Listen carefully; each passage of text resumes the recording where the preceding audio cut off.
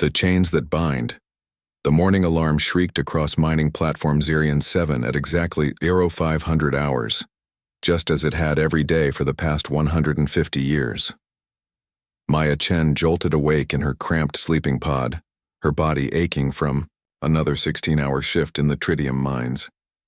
The metallic taste of recycled air filled her lungs as she rolled out of the narrow bed, her feet hitting the cold deck plating with a familiar thud. She wasn't Maya Chen, of course. Not according to the Vorthak Empire. She was Unit 47291 Delta, born into servitude on this floating rock of metal and misery. The name Maya was something whispered in the darkness between shifts, a forbidden remnant of the old world that her grandmother had passed down like a secret flame. The Vorthaks had been clever about it. When they first made contact with humanity a century and a half ago, they hadn't come as conquerors. They had arrived as saviors, offering advanced technology to a species that had barely begun to explore beyond their own solar system. Earth's governments had welcomed them with open arms, eager to trade resources for the promise of the stars. Maya pulled on her work coveralls, the fabric rough against her scarred skin. The identification chip embedded in her left shoulder blade throbbed dully, a constant reminder of her place in the cosmic order. Every human bore one now, tracking their location, monitoring their vital signs, measuring their productivity. It was for their own good, the Vorthaks explained. Humans were naturally chaotic, prone to violence and poor decision-making. They needed guidance. The first generation hadn't understood what was happening. The trade agreement seemed reasonable enough. Earth would provide raw materials and genetic samples for scientific research. In return, humanity would receive faster-than-light travel technology and access to the galactic community. What they didn't realize was that they were signing away their freedom one contract at a time. Maya made her way through the narrow corridors of the residential sector, passing dozens of other workers heading to their assigned duties. The walls were lined with Vorthak propaganda screens displaying messages of unity and purpose. "Through service we find meaning," scrolled one display. "The Empire provides, the Empire protects," declared another. The Vorthaks themselves were an impressive species, Maya had to admit. Standing nearly 8 feet tall, with elongated limbs and gray-blue skin that seemed to shimmer in artificial light, they moved with an unsettling grace. Their large black eyes missed nothing, and their voices carried a melodic quality that somehow made their commands feel like suggestions, until you tried to disobey. Maya remembered the stories her grandmother used to tell, whispered tales of Earth before the Vorthaks. Cities that touched the sky, oceans teeming with life, forests that stretched beyond the horizon. It sounded like fantasy now. Earth had been strip-mined decades ago, its population relocated to mining colonies and manufacturing platforms throughout the galaxy. Humans were useful, the Vorthaks explained. They bred quickly, worked efficiently, and their genetic diversity made them excellent subjects for biological research. The mining complex was a maze of tunnels and processing chambers carved deep into the asteroid's core. Maya's workstation was in Section C, where she operated a plasma extraction unit that pulled precious tritium from the rock. The work was dangerous and exhausting, but Maya had become skilled at it over her 23 years of life. Skilled, enough to keep the daily beatings to a minimum. She found Dr. Elias Kaur waiting at her station, his weathered face creased with worry. Kaur was old enough to remember Earth, one of the last survivors of the original generation. Officially, he was Unit 2847 Alpha, a senior technician responsible for maintaining the extraction equipment. Unofficially, he was the closest thing Maya had to a father figure. "The readings were off again yesterday," Kaur said quietly, his eyes darting toward the surveillance cameras mounted on the ceiling. "The primary plasma conduit needs recalibration." Maya nodded, understanding the code. Kaur had found something and he needed to show her privately. They worked in silence for several hours, going through the motions of maintenance while Maya's mind raced with possibilities. Kaur had been acting, strangely for weeks, muttering about remembering the truth and finding the way home. When the shift supervisors moved to the next section, Kaur led Maya into a maintenance shaft that ran between the outer hull and the processing chambers. In the dim emergency lighting, He pulled out a small device that Maya had never seen before. "Found this in the archives," Core whispered, his voice barely audible over the hum of the life support systems, hidden in the old survey data from the first colonies. "Maya, everything they told us about Earth, it was all lies." The device projected a holographic image into the cramped space. Maya gasped as she saw a blue and green world rotating slowly in the air before her. Continents she recognized from the forbidden stories, oceans that sparkled with reflected sunlight, clouds swirling in perfect spirals. "This is Earth," Core continued. "Not the dead rock they showed us in the educational programs. This is what it looked like when I was young. Before they poisoned the atmosphere and killed the forests. Before they told us it was uninhabitable and moved us all off-world." Maya stared at the image, her heart pounding. "But why would they lie about that?" "Because Earth isn't dead, Maya.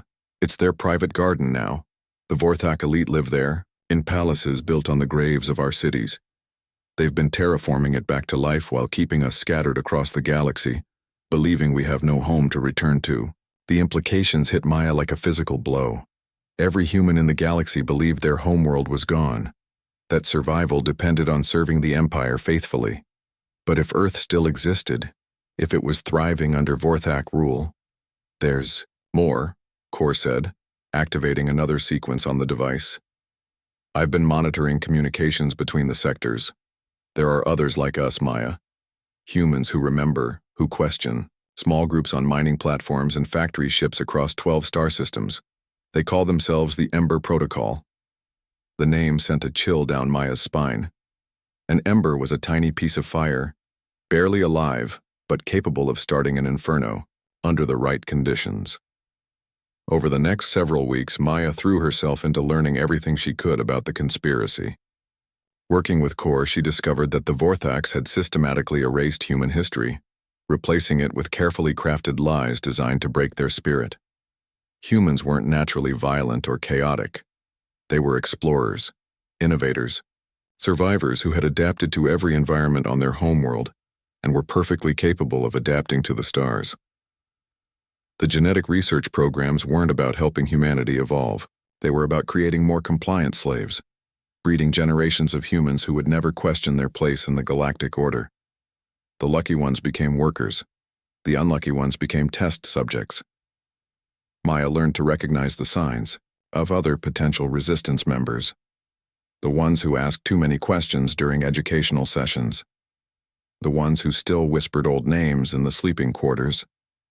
The ones whose eyes held just a little too much fire when the overseers weren't looking. She began making contact carefully, sharing information one person at a time. Jin Watanabe, a communications technician who had been secretly monitoring Vorthak military frequencies. Sarah Okafor, a medical assistant who had noticed patterns in the genetic modification programs. Marcus Silva, a transport pilot who knew the locations of dozens of hidden human settlements. The Ember Protocol grew slowly but steadily. They shared tools, information, and most importantly, hope. Maya discovered she had a talent for organization and planning, skills that had been suppressed by a lifetime of following orders but never truly destroyed. Then came the day that everything changed. Maya was working her usual shift when alarms began blaring throughout the facility. Emergency lights bathed the corridors in red as armed Vorthak security forces swept through the mining complex. Workers were ordered to their quarters while the guards conducted what they called a routine loyalty inspection. Maya knew immediately that someone had been discovered. Her heart sank as she saw Dr. Core being dragged from his quarters, his hands bound behind his back with neural restraints that sent visible shocks through his body with each step. The entire population of Zerion 7 was forced to gather in the main processing chamber, where Overseer Veltar waited with a ceremonial execution staff. The Vorthak's black eyes surveyed the crowd with cold satisfaction as guards forced Core to kneel in the center of the chamber. Unit 12847 Alpha has been found guilty of sedition, Veltar announced, his melodic voice carrying easily through the vast space. He has been spreading lies about the Empire, attempting to undermine the order that has brought peace and prosperity to your species. Let this serve as a reminder of what happens to those who forget their place. Maya watched in horror as the execution staff began to glow with deadly energy. Kor looked up, his eyes finding hers in the crowd. There was no fear there, only determination. "Remember who you are," he shouted, his voice echoing off the metal walls. "Remember where you came from." The fire still burns. The staff discharged and Dr. Elias Kor fell to the deck, his body smoking. Maya bit her tongue so hard she tasted blood, forcing herself not to cry out. Around her, other members of the Ember Protocol stood in silent fury, their fists clenched. At their sides, Veltar smiled as the guards began to disperse the crowd. "Return to your duties," he commanded, "and remember that the Empire is merciful to those who serve faithfully." That night, Maya lay in her sleeping pod and stared at the ceiling, her mind racing. Kor's words echoed in her thoughts, mixing with the image of Earth she had seen in the maintenance shaft. The fire still burns. He was right. Despite everything the Vorthax had done, despite generations of oppression and lies, the human spirit remained unbroken. She made contact with the other cell members using hand signals and coded messages. Within days they had a plan. It started small, minor acts of sabotage that could be explained as equipment failures, plasma extractors that suddenly became unreliable, communication arrays that developed mysterious interference, transport schedules that somehow became scrambled. The Vorthax blamed human incompetence just as Maya had hoped. They increased supervision and punishment quotas, which only served to recruit more members to the resistance. Every beating, every humiliation, every casual cruelty reminded the humans that they were slaves, not citizens. Maya found herself emerging as a natural leader, coordinating between different cells and developing strategies for larger operations.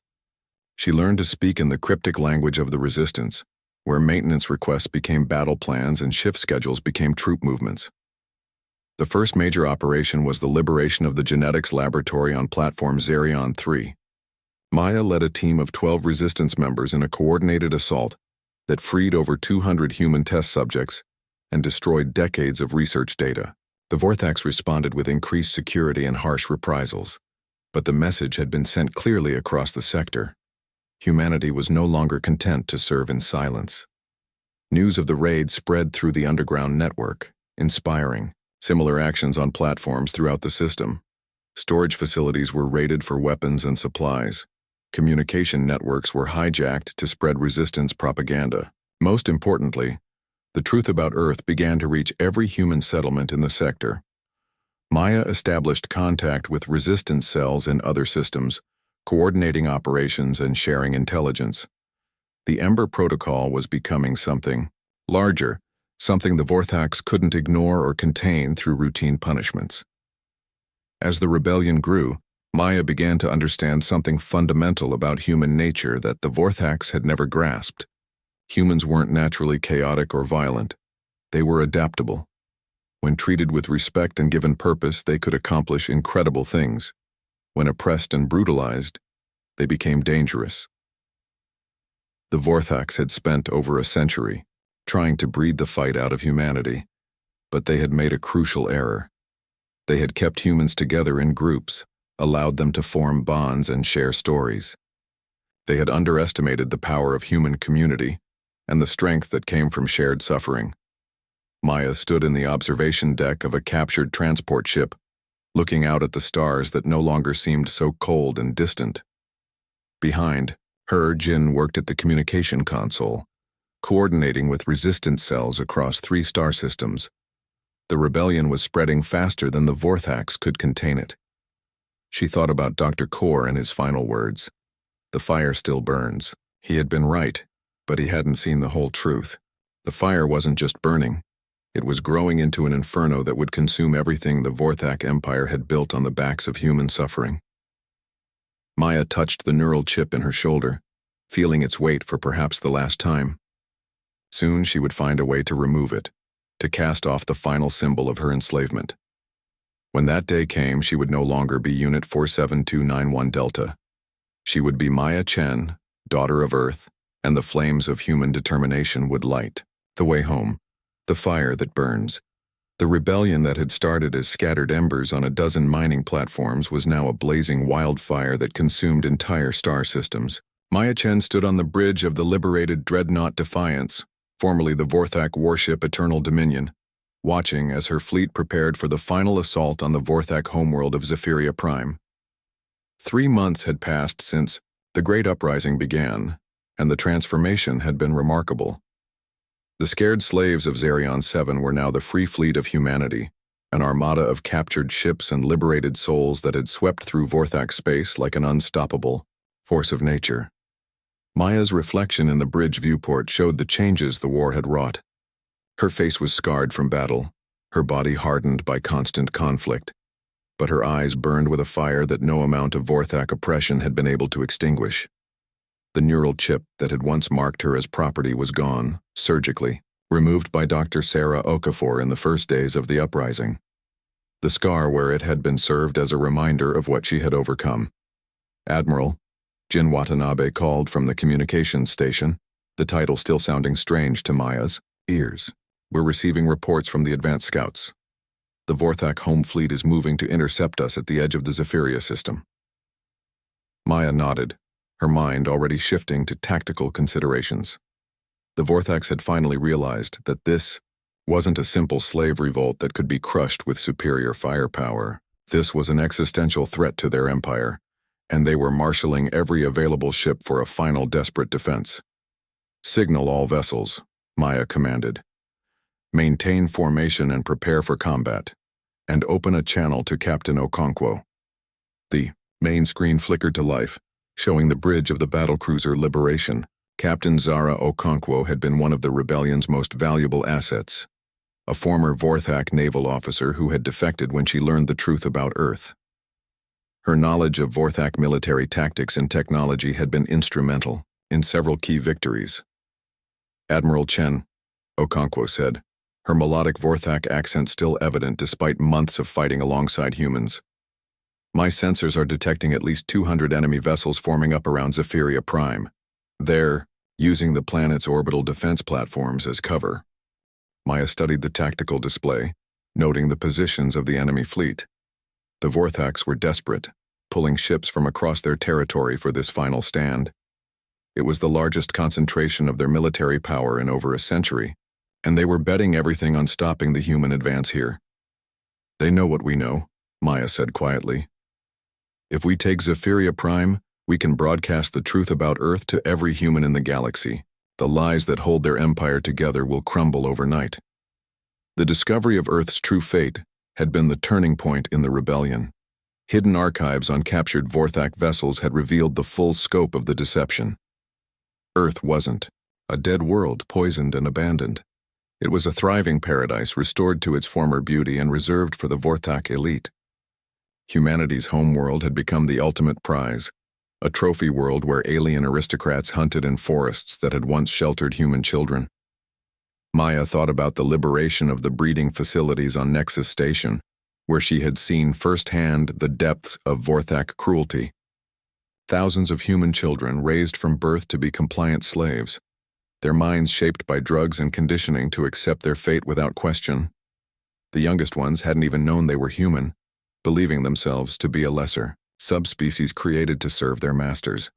The rage that filled Maya when she saw those children was beyond anything she had ever experienced. It wasn't just anger at the Vorthaks, but at herself for ever accepting their lies, for believing even for a moment that humanity deserved its fate. That rage had become a weapon carefully shaped and directed at the heart of the Vorthak Empire. Every liberated platform brought more humans into the rebellion, and with them came ships, weapons, and most importantly, knowledge. The Vorthaks had always relied on keeping their subjects ignorant and divided. When humans began working together, sharing information and coordinating their efforts, the Empire's advantages began to crumble. Admiral, we're receiving a transmission from the Vorthak flagship, reported Lieutenant Marcus Silva from the communications station. Silva had been one of the first to join the Ember Protocol, and his knowledge of Vorthak shipping routes had made possible many of the rebellion's most successful raids. "Put it through," Maya ordered. The screen changed to show the bridge of a massive Vorthak dreadnought, its interior decorated with the crystal formations and living artwork that marked it as the vessel of high nobility. Standing at its center was Supreme Overlord Thexnar, the architect of humanity's enslavement and the ultimate symbol of Vorthak power. Thexnar was ancient even by Vorthak standards, his gray-blue skin marked with the ritual scars that denoted his rank. His black eyes held an intelligence that Maya recognized as dangerous, the cold calculation of a being who had spent centuries manipulating entire species for his own ends. "Unit 47291 Delta," Thexnar said, his voice carrying the same melodic quality that had once made Vorthak commands seem like reasonable suggestions. "Or do you prefer your birth name now? Maya Chen, daughter of a dying world." Maya felt the old programming try to reassert itself, the conditioned response to Vorthak authority that had been drilled into her from birth. She pushed it aside with an effort of will that would have been impossible just months before. "I prefer Admiral," Maya replied coolly, "and you can call me the architect of your downfall." Thexnar's expression didn't change, but Maya caught a flicker of something in his eyes. Surprise, perhaps, that a former slave would dare to speak to him as an equal. "You have caused considerable disruption," the Overlord continued, "but this foolishness ends here. Surrender your fleet, and I will ensure that your deaths are swift. Continue this rebellion, and I will make examples of every human under my control. Billions will die because of your pride." Maya leaned forward in her command chair, meeting the alien's gaze directly. "You're the one who should be worried about examples, Thexnar. When we're done with you, every species in the galaxy will know what happens to those who enslave humanity." "Amusing," Thexnar said with what might have been a smile. "You still believe you can win? Tell me, Admiral, what do you think will happen when your pathetic fleet meets the full might of the Vorthak? Navy? Your rebels may have won a few battles against surprised garrison forces, but now you face our finest warriors." "I think," Maya said slowly, "that you're about to learn why humans ruled Earth for so long before you came. We don't just adapt to survive. We adapt to win." She cut the transmission and turned to her crew. Around the bridge, human faces looked back at her with expressions of determination and trust. These were people who had been beaten down, broken, and rebuilt themselves into something stronger. They had every reason to hate and fear, but they had chosen to hope instead. "All ships, begin the attack," Maya commanded. The battle for Zephyria Prime began with a symphony of destruction, as hundreds of ships opened fire simultaneously. The void between fleets lit up with energy beams and missile trails, creating a deadly light show against the backdrop of stars. Maya watched the tactical display as her forces engaged the enemy, noting the patterns of movement and response that Okonkwo had taught her to recognize. The Vorthaks were fighting defensively, trying to maintain their formation and use their superior numbers to overwhelm the human fleet through sheer firepower. It might have worked against any other enemy. But humans had spent over a century learning to survive in hostile environments, to make do with limited resources, to find creative solutions to impossible problems. The rebellion had been fought with salvaged equipment and improvised weapons, teaching humanity's warriors to think outside the conventional rules of warfare. "Zara," Maya said into her communicator, "execute Gambit 7. On the screen, she watched as Captain Okonkwo's ship broke from formation and dove toward the planet's surface, followed by 24 smaller vessels. The Vorthak fleet moved to intercept, exactly as Maya had hoped. The diversion worked perfectly. While the enemy focused on the apparent suicide run toward their planetary defenses, Maya led the main fleet in a flanking maneuver that brought them within striking distance of Thexnar's command ship. The Defiance shuddered as Vorthak weapons found their mark, but Maya pressed the attack. Around her, the bridge crew worked with the fluid efficiency of people who had learned to trust each other completely.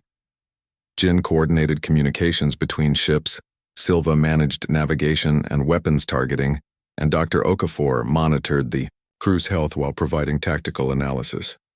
"Their shields are failing," Jin reported, "but they're launching boarding pods." Maya smiled grimly. The Vorthaks still didn't understand what they were facing. They thought this was a conventional military conflict, where superior technology and training would inevitably triumph. They didn't realize that they were fighting an idea, a shared vision of freedom that couldn't be defeated by force alone. "Let them come," Maya said. "Signal all ships. Begin broadcasting the Earth archives on all frequencies. Every human in the galaxy needs to hear this." As Vorthak soldiers boarded the Defiance, Maya's crew began transmitting the hidden records that revealed the truth about Earth. The planet wasn't dead or dying. It was a paradise, rebuilt and maintained by human slave labor, for the pleasure of Vorthak nobility. The recordings showed pristine forests and clean oceans, cities of crystal and light where alien aristocrats lived in luxury, while the descendants of Earth's children toiled in mines and factories across the galaxy. The effect was immediate and devastating. Across Vorthak space, human workers abandoned their posts and seized control of platforms and facilities. The Empire's communication networks were flooded with messages of rebellion and calls for liberation. Most importantly, the truth about Earth spread like wildfire, destroying the carefully constructed lies that had kept humanity docile for over a century. Maya led a team of Marines through the corridors of the Defiance, fighting their way toward the captured sections of the ship. The Vorthak soldiers were skilled and well-equipped, but they were fighting on a human vessel, surrounded by humans who knew every passage and maintenance shaft. She found Thexnar in the ship's main conference room, standing over the bodies of 3 human crew members with a ceremonial blade in his hand. The ancient alien turned as Maya entered, his black eyes reflecting the emergency lighting. "So the slave comes to face her master," Thexnar said, raising his weapon. "Do you think killing me will change anything? The Empire spans thousands of worlds. One aging overlord's death means nothing." Maya drew her sidearm, a weapon salvaged from a Vorthak armory and modified by human ingenuity. "You're right," she said. "Your death doesn't change anything. But your life never meant anything either." The shot echoed through the chamber and Supreme Overlord Thexnar fell to the deck beside his victims. Maya stood over the body for a moment, feeling not triumph, but a profound sense of completion. This alien had been the symbol of everything that had been taken from humanity, and now he was gone. But the war wasn't over. Even as reports came in of Vorthak fleets surrendering across the galaxy, Maya knew that the real work was just beginning. Humanity had won its freedom, but now they had to decide what to do with it. The answer came from Earth itself. The hidden archives had contained not just records of the planet's condition, but detailed specifications for the terraforming technology the Vorthaks had used to restore it. More importantly, they revealed the locations of human populations that had been scattered across the galaxy, many of whom had no idea of their true heritage. Maya stood once again on the bridge of the Defiance, but now she was looking at a different sight. Before her stretched the blue-green curve of Earth, the homeworld that no living human had seen for over a century. The Vorthak defenses had crumbled without a fight, their operators abandoning their posts as news of the uprising reached them. "Admiral," Jin called from his station, "we're receiving surrender messages from the remaining Vorthak facilities in the system. They're requesting safe passage off-world." Maya considered the request. The hatred she felt for the Vorthaks was still there, burning beneath the surface like the ember that had started this revolution. But she was no longer a slave driven by rage. She was a leader, responsible for the future of her species. "Grant it," she said finally. "But make it clear that any Vorthak found on Earth or in human space after 30 days will be treated as a hostile combatant." The liberation of Earth was swift and mostly bloodless. The planet's alien inhabitants fled rather than face the wrath of returning humanity, leaving behind their crystal palaces and pleasure gardens. Maya walked through the ruins of New York, seeing familiar shapes beneath the alien architecture.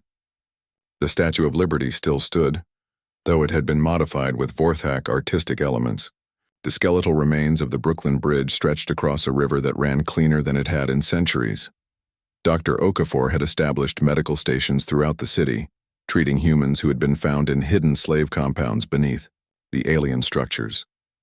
Many of them were descendants of Earth's original population, kept as servants and curiosities by Vorthak nobles.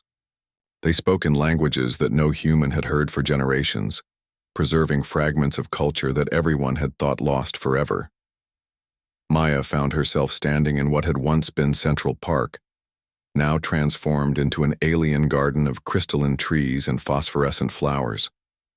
In the distance, she could see the lights of human ships landing, carrying refugees from across the galaxy back to their ancestral home. Jin approached her with a communication device, his expression serious. "Admiral, we're receiving reports from the outer colonies. The Vorthak Empire is collapsing faster than we expected. Several alien species are declaring independence, and some are asking for human assistance." Maya nodded, not surprised by the news. The Vorthaks had built their empire on fear and oppression, using humanity as both workforce and weapon to maintain control over other species. With their military power broken and their authority challenged, the entire structure was falling apart. "Set up meetings with their representatives," Maya decided. "But make it clear that we're not interested in replacing the Vorthaks as galactic overlords. We want partners, not subjects." As the sun set over Earth for the first time in over a century without alien masters looking down from crystal towers, Maya felt a profound sense of completion. The rebellion that had started with whispered names in sleeping quarters had grown into something that changed the fate of entire civilizations. The neural implant scar on her shoulder ached slightly in the cool evening air, a reminder of what she had once been. Unit 47291 Delta was dead, buried beneath the weight of human determination and the fire of rebellion. In her place stood Admiral Maya Chen, daughter of Earth and architect of humanity's return to greatness. Behind her, the lights of New Geneva began to glow as human engineers worked to restore the city's infrastructure. Above her, the stars no longer seemed cold and distant. They were destinations, opportunities, the infinite canvas on which humanity would write its future. The Vorthaks had called them slaves, had tried to break their spirit and steal their heritage. But they had underestimated the one thing that made humans truly dangerous: their refusal to accept defeat as final. Every chain had been broken, every lie exposed, every injustice answered. The fire that Dr. Elias Kaur had spoken of in his final moments hadn't just survived. It had become an inferno that burned away an empire built on the suffering of innocence.